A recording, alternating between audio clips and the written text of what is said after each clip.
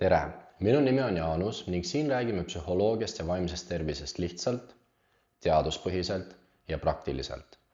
Viimastes videodes oleme rääkinud sellest, kuidas aju õpib, miks tuupimine ei ole kõige tõhusam õppimisviis, kuidas paremini keskenduda ja miks me õpitut unustame. Nüüd paneme need teadmised kokku, sest õppimise juures tekib üks väga praktiline küsimus.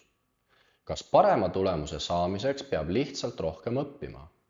Mitte tingimata. Võid istuda 3 tundi õpiku taga ja saada sellest vähem kasu kui ühest hästi kasutatud tunnist. Sest õppimise juures ei loe ainult see, kui kaua sa õpid. Oluline on see, mida sa selle aja jooksul teed. Aga kuidas siis õppida vähem, aga tõhusamalt? Alustame sellest, mida paljud meist õppima hakates teevad. Avad konspekti või õpiku esimeselt leheküljelt ja lihtsalt hakkad järjest lugema. Enne seda võiks teha hoopis midagi muud.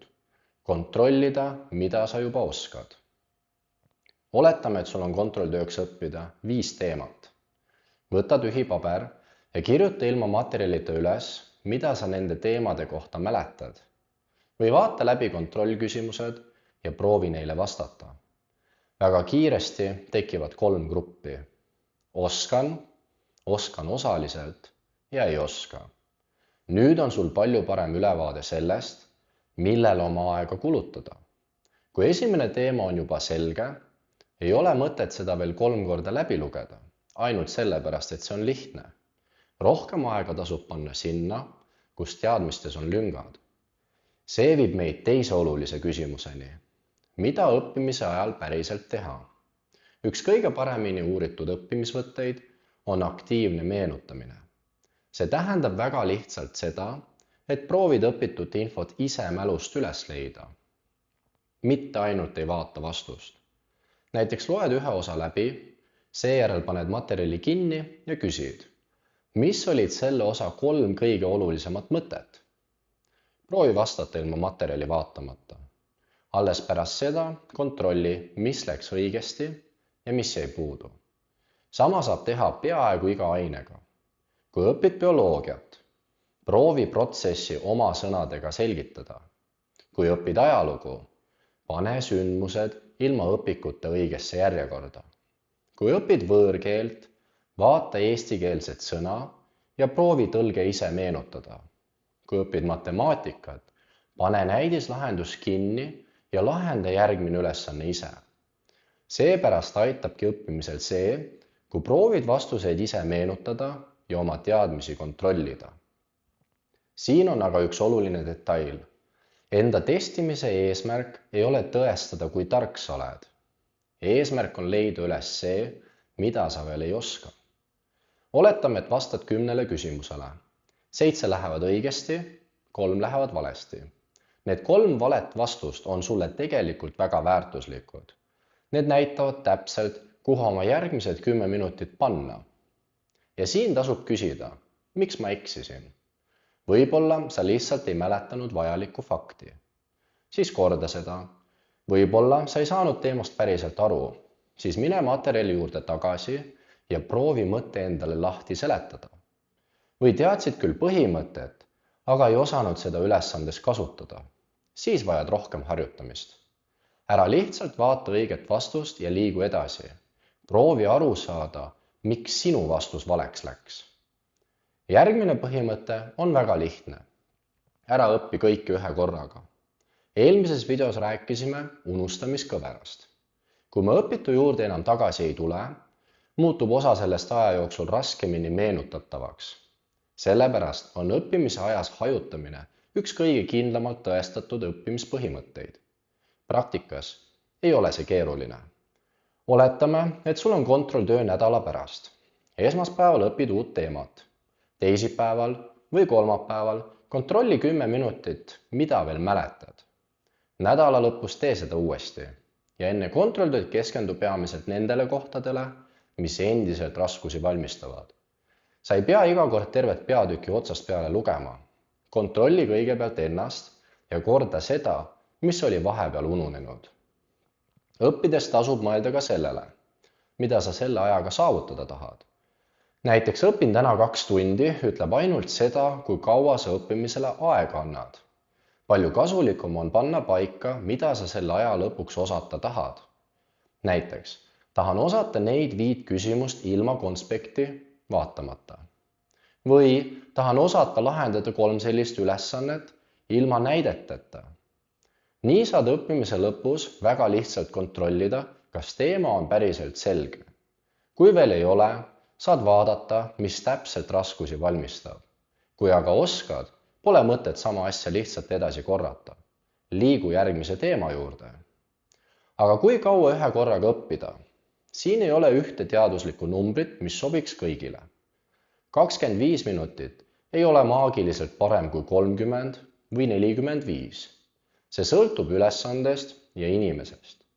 Palju praktilisem on jälgida, millal õppimise kvaliteet hakkab langema. Kui avastad, et loed sama lauset 3. korda, mõte läheb pidevalt mujale ja sa enam ei töötle materjali, võib lühike paus olla kasulikum kui enda sundimine. Pausi ajal tõuse püsti, liigu natuke, joo vett ja kui võimalik, ära täida iga pausi kohe sotsiaalmeediaga. Eesmärk on anda tähelepanule korraks puhkust, mitte vahetada üks infovoog teise vastu. Veel üks asi. See võib õppimist palju tõhusamaks muuta, kui sa korjad segajad enne alustamist ära. Kui telefon on laual ja iga paari minuti tagant tuleb märguanne, peab tähelepanu pidevalt ümber lülituma. Seega ära pane enda olukorda, kus pead järgmise tunni jooksul 10 kordi otsustama, kas telefoni vaadata. Pane märguanded kinni. Jäta telefon mõneks ajaks eemale. Pane arvutis kinni aknad, mida sul õppimiseks vaja ei ole. Mida vähem katkestusi, seda vähem aega kulub uuesti järje leidmisele.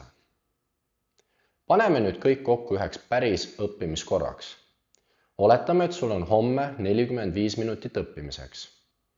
Esimesed 5 minutit. Ära loe midagi, kontrolli, mida sa juba tead.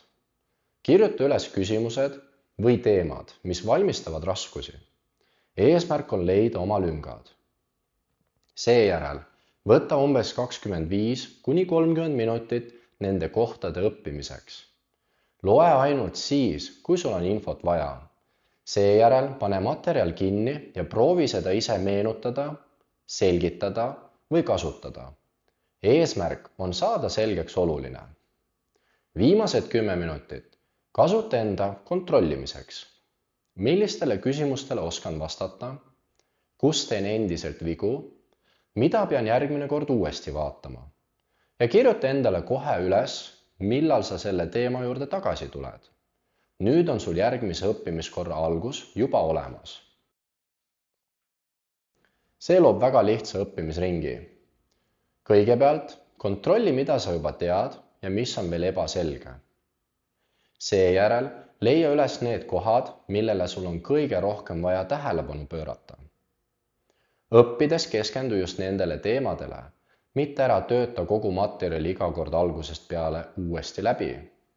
Pärast kontrolli ennast uuesti, kas oskad nüüd seda, mis enne raskusi valmistas. Kui jah, liigu edasi.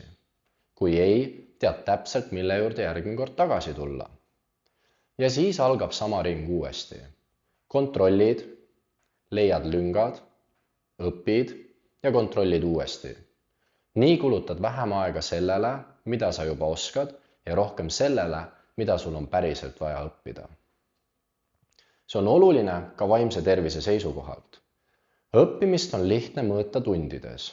Ma õppisin ainult tund aega. Mu sõber õppis 4 tundi, järelikult tegin mina liiga vähe. Aga õppimise kvaliteeti ei saa hinnata ainult laua taga veedetud aja järgi. Palju kasulikum küsimus on, mida ma nüüd oskan, mida ma enne ei osanud. Kui suudad tunni pärast vastata küsimustele, selgitada põhimõtteid või lahendada ülesandeid, oli sellel tunnil mõte. Mida selle teadmisega siis päriselt teha?